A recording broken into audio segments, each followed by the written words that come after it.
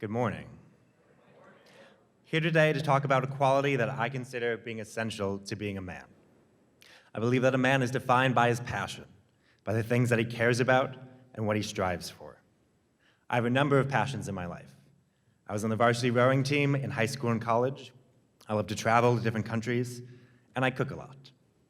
But today, I'm going to tell you about a different passion of mine, being, of course, dead languages.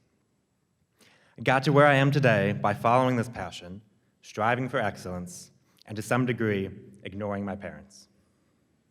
Something that may surprise many of you, since I am the high school Latin teacher, is that I have studied Spanish my whole life.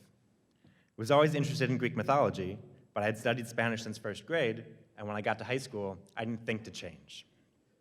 But outside of school, I read everything about Greece and Rome that I could get my hands on.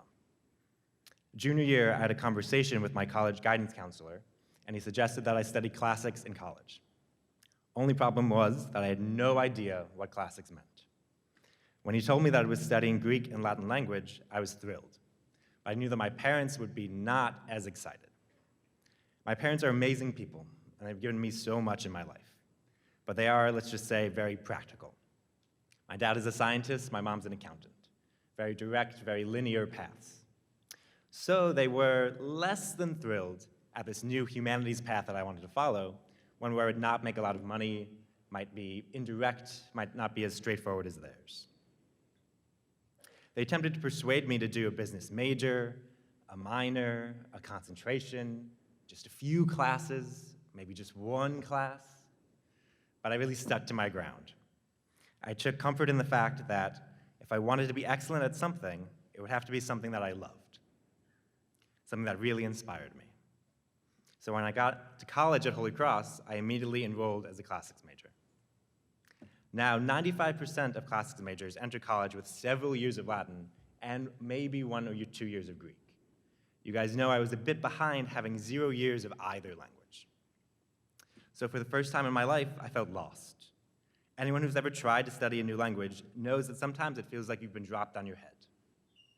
I was neither the smartest, the most skilled, or the most prepared kid in class. I felt completely out of my element, and at times I struggled. This was the first time I'd ever gotten back a test that was so bad the teacher couldn't even grade it. They just put the little question marks at the top and wrote, "What?" Which was rough. But I knew that there was one thing that was within my control. I had to work super hard. So I carried the over 300-page textbook with me everywhere I went. I bought every flashcard in the campus store, and I nearly knocked down the professor's door every week during office hours. I knew that I couldn't compete with my other students in terms of years of experience, but I could compete with work ethic. I found eventual success not because these languages came easily to me, but rather because I rolled up my sleeves and put in the work day in and day out. I believed that a man was defined by the things that he strives for, and I committed to striving for success in a new area of study because I had chosen it for myself. It was something that I wanted, so I had to go all in. No cutting corners, no shortcuts. Still, even as I began to get better at Greek and Latin, I kept pushing myself more and more. I kept striving for excellence. I skipped an entire level of Latin my junior year, leaving me once again feeling at a loss and underprepared. But this time I knew how to approach the challenge and to work through it. I quickly became an involved member of the classics department and was funded for summer research 3 summers in a row. I took that work, that research, and presented it at conferences throughout New England, one in Switzerland and one in Poland. My family and friends might not have understood what I was studying. They didn't care about verb conjugations, noun declensions, and to my horror, many of them still haven't read the Iliad. But even to this day, my grandma still tells me every time we talk on the phone, it's all Greek to me. Still, the people in my life have come to respect how passionate I am about what I study, about what I love, and about the way I throw myself into it. Living a good life and being a man is not about doing the bare minimum. It's about finding your passion and continually striving for excellence in it.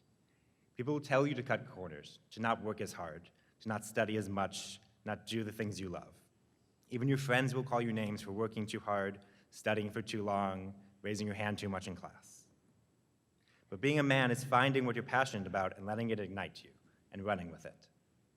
Being a man is striving for excellence in things that you choose to do, being your best whenever you can, as a student, as an athlete, as a son, as a sibling, as a friend, as an individual.